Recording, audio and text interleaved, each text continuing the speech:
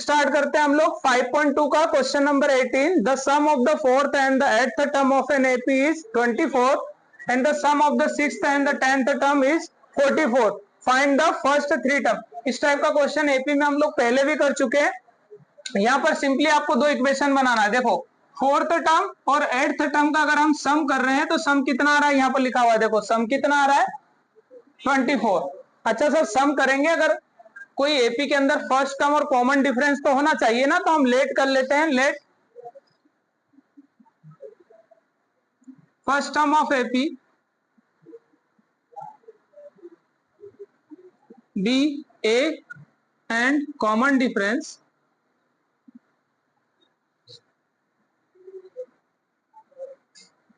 B D. First term हमने कितना ले लिया बेटा, ए ले लिया, और कॉमन डिफरेंस कितना ले लिया, डी।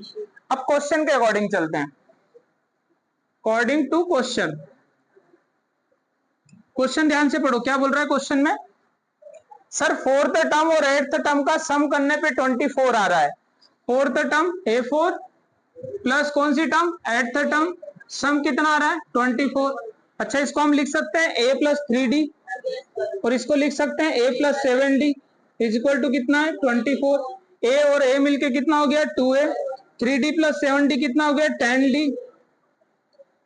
क्या हम यहाँ से दो कॉमन ले सकते हैं, बिल्कुल सर दो कॉमन ले लेते हैं। दो से ये कट जाएगा, कितना बचेगा a, 2 से इसको डिवाइड करो 5 टाइम इज इक्वल टू कितना 24। डिवाइड कर दो बेटा इधर, तो a plus 5d is equal to 24 divided by 2 कितने टाइम हो जाएगा बेटा 12 time. a plus 5d is equal to 12, equation number first. ठीक है, अगेन देखते हैं, आगे क्वेश्चन पढ़ते हैं। आगे क्या बोल रहा है, the sum of the sixth and 10th term is 44। Again according to question, कौन से टर्म का सम बेटा, सिक्स्थ टर्म और 10th टर्म का सम कितना आ रहा है 44। ए सिक्स्थ प्लस ए 10th टर्म का सम कितना आ रहा है 44। ठीक है, ए सिक्स्थ टर्म को हम क्या लिख सकते हैं, ए प्लस 5d, तो 10th को लिख सकते हैं a plus 9d is equal to कितना बेटा 44। a और a मिलके कितना हो जाएगा 2a, 5d और 9d कितना हो गया 14d इज इक्वल टू कितना है 44।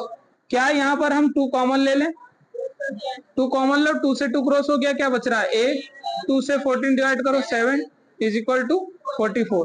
2 मल्टीप्लाई कर रहा है इस साइड, अगर बेटा डिवाइड कर लेगा 44 डिवाइडेड बाई 2 कितने टाइम हो गया बेटा, a plus 7d is equal to 22, equation number second. देखो अब आपके पास दो लीनियर इक्वेशन बन गई है, a plus 5d is equal to 12, a plus 7d is equal to 22। बस सिंपली करना क्या है, दोनों को एलिमिनेशन लगाओ, सॉल्व करो, a और d का वैल्यू आ जाएगा। ठीक है, from equation number first and equation number second by elimination method.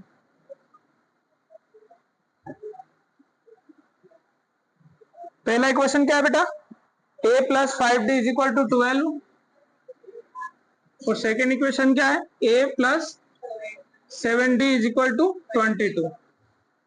ए दोनों कोफिशिएंट सेम है बट दोनों प्लस के, इसलिए सब्ट्रैक्शन लिख लेते हैं, ऑन सब्ट्रैक्शन। ये माइनस हो गया, माइनस हो गया, माइनस हो गया, इससे क्रॉस हो जाएगा।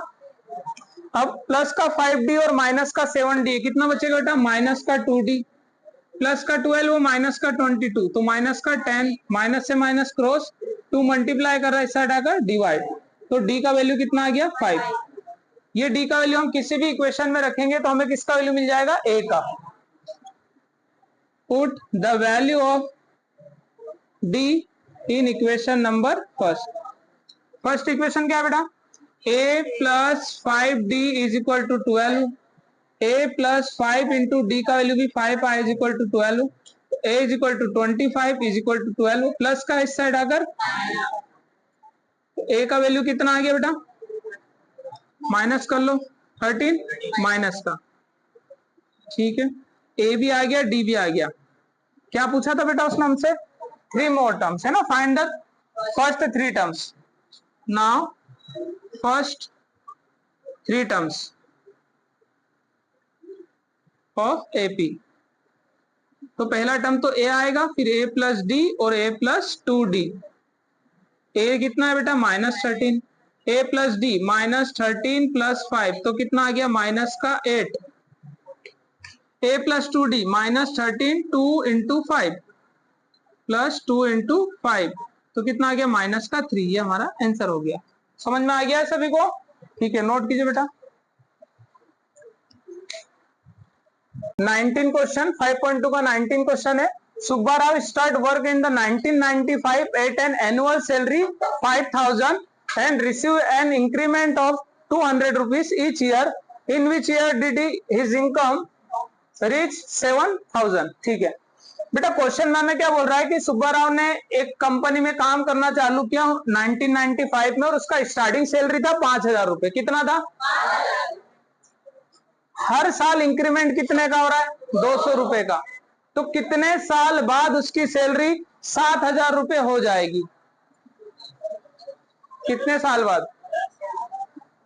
200 रुपए मिलके 5 साल में 1,000 रुपए बनेंगे, बनेंगे ना? फिर वापस 5 साल में 1,000 रुपए, तो 10 साल लग जाएंगे टोटल।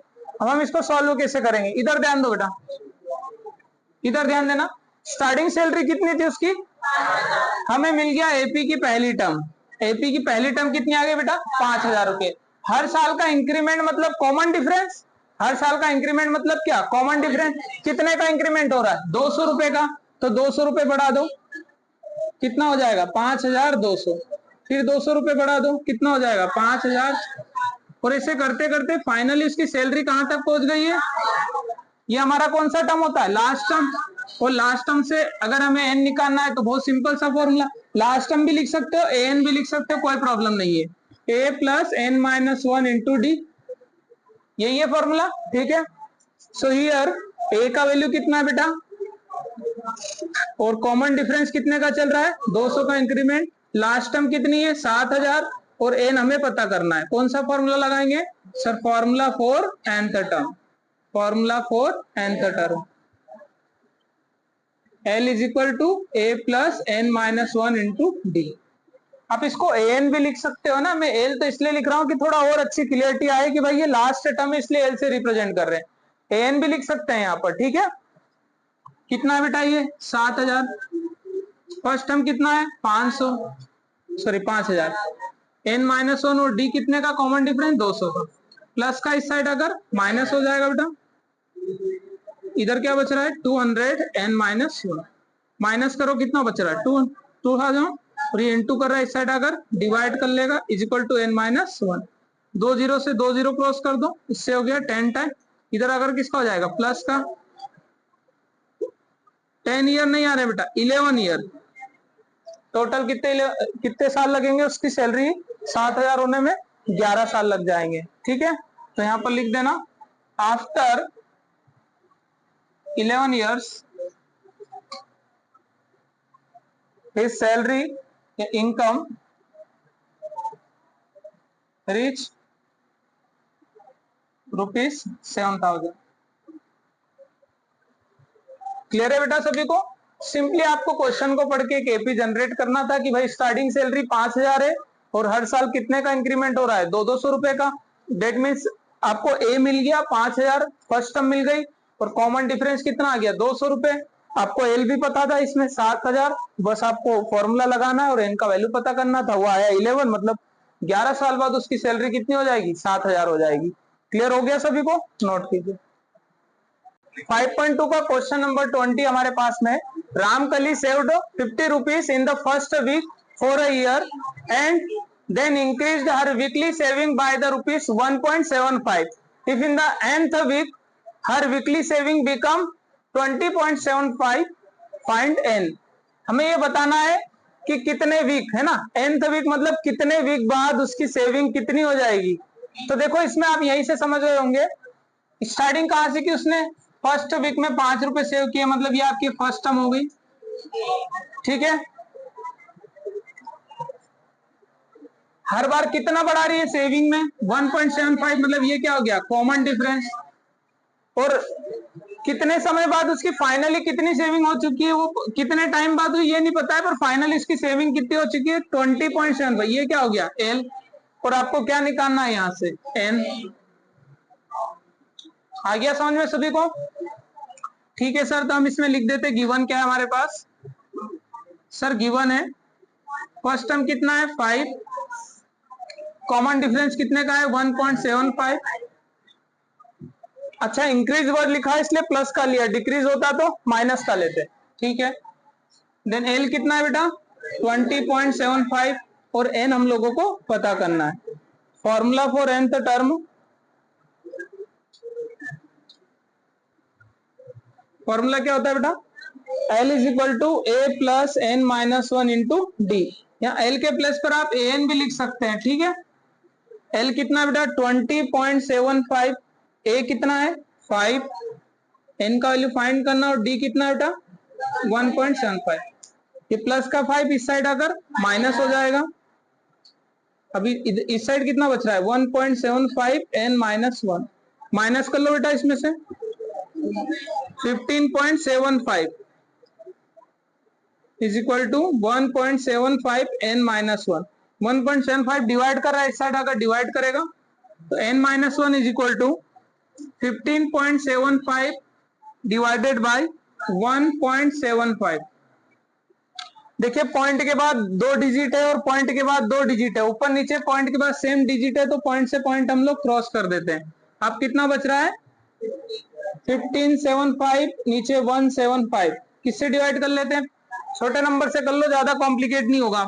5 से डिवाइड करो, देखो 5 3 जा 15, 5 1 जा 5, 2 बच रहा है 25, 5 5 जा 25, 5 3 जा 15, 5 5 जा 25, फिर 5 से डिवाइड करो, 5 6 जा 30, 1 बच रहा है 5 3 जा 15, 5 7 जा 7 9 जा 63, n minus 1 is equal to 9, minus का 1 इस साइड अगर बेटा प्लस हो गया तो n का वैल्यू कितना आ गया 10, 10 और फाइनल आंसर। क्लियर हो गया सभी को। nth वीक मतलब कितने वीक बाद उसका जो सेविंग है वो 20.75 हो जाएगा, तो 10 वीक के बाद में, after 10 week is saving become 20.75 rupees.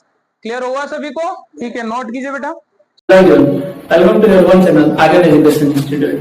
Here you get all 10th NCERT solutions with basic understanding and physics solutions. If you like my way to teach you, please like and subscribe my channel. Thank you very much.